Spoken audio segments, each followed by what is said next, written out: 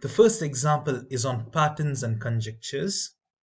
We have been asked to write a conjecture that describes the pattern in the given sequence. Then we have to use the conjecture to find the next term. So basically conjecture is like guessing what would be the next term or next pattern. Here we have appointment times, say appointment to a clinic or hospital or anything. The first appointment is 8:30, that's half past 8 in the morning. Next will be quarter past 9, that is 9:15. After that, it's 10 a.m.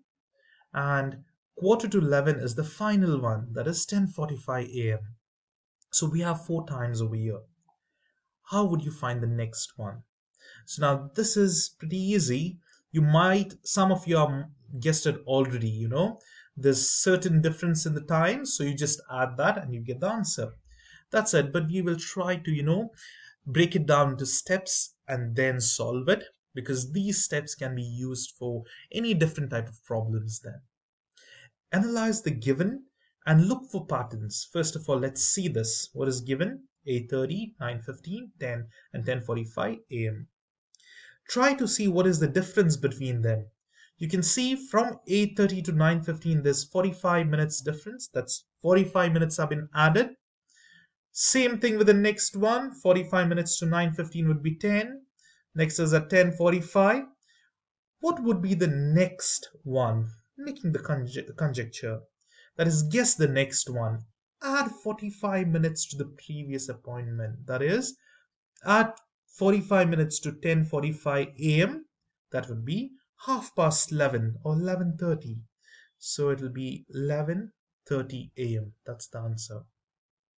Similarly, you can solve this one.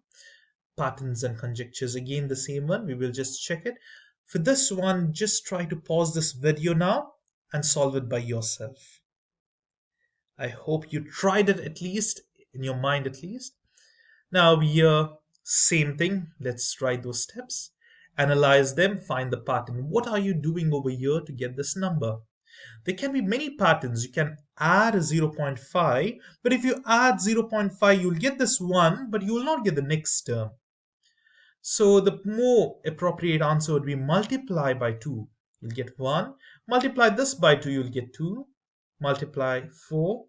And now make a conjecture. That is, you understand that each number is multiplied by 2 to the previous number. So over here, all you need to do is multiply 4 times 2. That is the answer. That's 8. Moving on to the next type of example problems, that's algebraic conjectures. Now make a conjecture about the sum of the squares of two consecutive natural numbers. List or draw some examples that support your conjecture.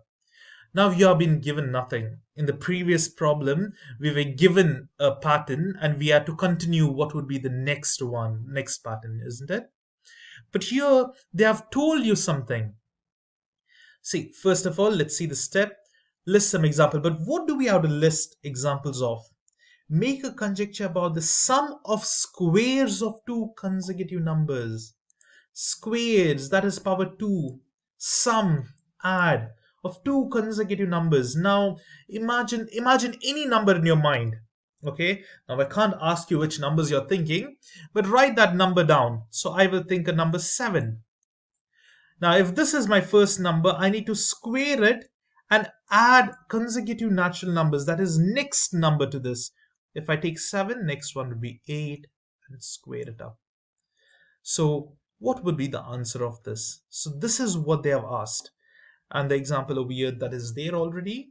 But anyways, so now what you need to do is take not only one, many examples of consecutive numbers and square them. See, for example, 1 square plus 2 square. 2 plus 3, both will be squared. 4 square plus 5 square, 7 and 8, 10, 11, 15 and 16. What is the answer you're getting? 5, 13, 41, 113. Can you find any resemblance? Because they're not the same numbers. They're not multiples. They're all random numbers. But if you keep on trying, you will come to know there's one similarity. Any one of you have guessed? They are all odd numbers. See, odd numbers are 1, 3, 5, sorry, 5, 7, 9, 11, and so on. These are all odd numbers. Even numbers, on the other hand, are 2, 4, 6, 8, and so on. So these are even, but now we are seeing only odd numbers over here. So all the sums are odd numbers. So make a conjecture. What is the conjecture you can get? The sum of squares of two consecutive numbers is odd numbers. So this is basically how we make conjectures. We are, you know, telling something, we're guessing. So based on this examples, we are guessing this as the answer. Now, similarly, we can check this problem. Now, you can take time and solve it by yourself, but I'll be solving it anyways over here. Make a conjecture about the sum of two odd numbers. Sum of two odd numbers now. List or draw some examples that supports your conjecture. Now, same thing like we did in the last problem. Just add two odd numbers, 1 and 3, 3 and 5, any two odd numbers. But make sure you have to take two, any two. It's not like continuous. You can just take any random two, but they must be odd. It should end with 1, 3, 7, 5, or 9, so odd numbers whichever are there, so it must be ending with those. So now see, for example, 23 and 41, they're not continuous, but they both are odd numbers. When you add them up, you can see the answers are always even. So that means over here, all the sums of two odd numbers are even numbers. So the conjecture is the sum of two odd numbers is even numbers. So these are the basic problems. Now in the next coming videos, we will go ahead with the topic of conjectures and we will solve a bit more complicated problems.